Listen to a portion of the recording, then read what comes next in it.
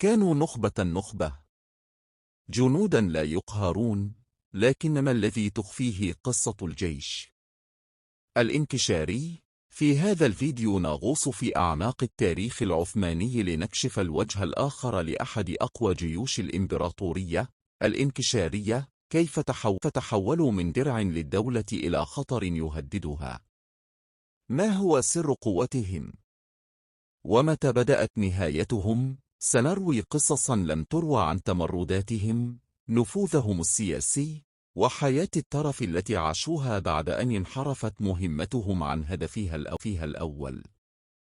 انضم إلينا في رحلة مثيرة بين أروقة القصور وساحات المعارك، واكتشف كيف أثر الجيش الانكشاري على مجرى التاريخ العثماني.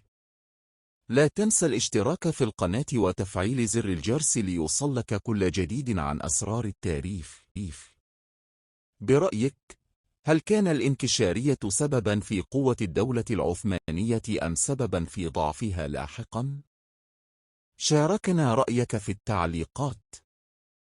كان جيش الانكشارية جزءا أساسيا من القوة العسكرية العثمانية، لكنه لم يكن مجرد جيش نظامي، بل مؤسسة لها قوانينها الصارمة. مع توسع الدولة العثمانية عبر المعارك، ظهرت تساؤلات حول مصير السبايا ودور الانكشارية في ذلك. فهل كان يسمح لهم بمعاشرتهن دون زواج؟ هذا المقال يستكشف هذه القضية بين القوانين والتجاوزات التاريخية.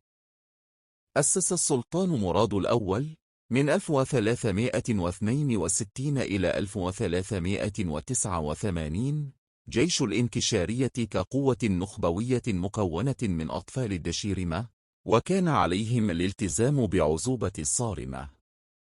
لم يكن لهم الحق في تكوين عائلات أو امتلاك الأراضي، وكان الهدف جعلهم جنودا مخلصين للسلطان فقط.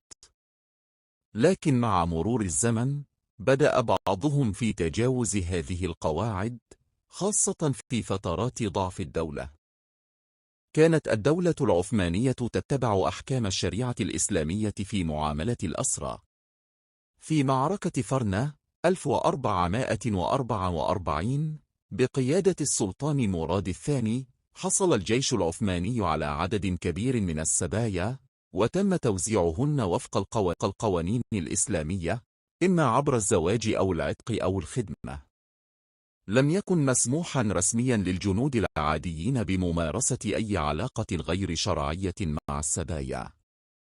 مع انهيار الانضباط العسكري، بدأ الانكشارية في تجاوز القوانين، خاصة خلال القرن السابع عشر والثامن عشر.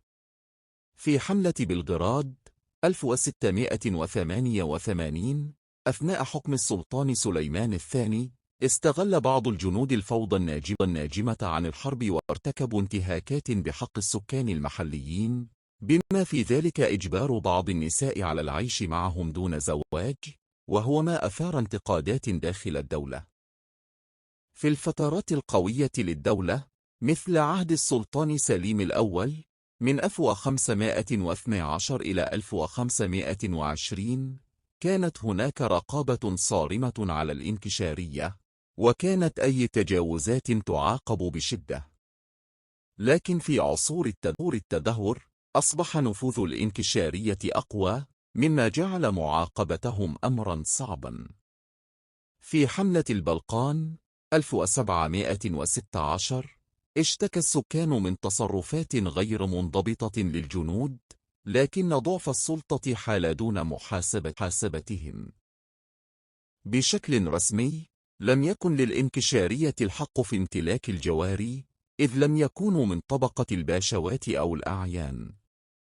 لكن بعضهم، خاصة في اسطنبول، استطاعوا الحصول على السبايا عبر الشراء أو بطرق غير مشروعة. في عهد السلطان محمود الثاني من 1808 إلى 1839، تم تسجيل حالات بيع غير قانوني للسبايا من قبل جنود انكشارية قبل حل الفرقة نهائيا عام 1826. بين القوانين الإسلامية والقواعد العسكرية الصارمة، لم يكن للإنكشارية الحق رسميا في معاشرة السبايا بدون زواج، لكن فترات ضعف الدولة سمحت بحدوث تجاوزات فردية. ومع مرور الزمن تفاقمت هذه التجاوزات حتى أصبحت أحد أسباب القضاء على الفرقة في عهد السلطان محمود الثاني، الذي أنهى وجودهم ليفتح الباب لإصلاحات عسكرية حديثة.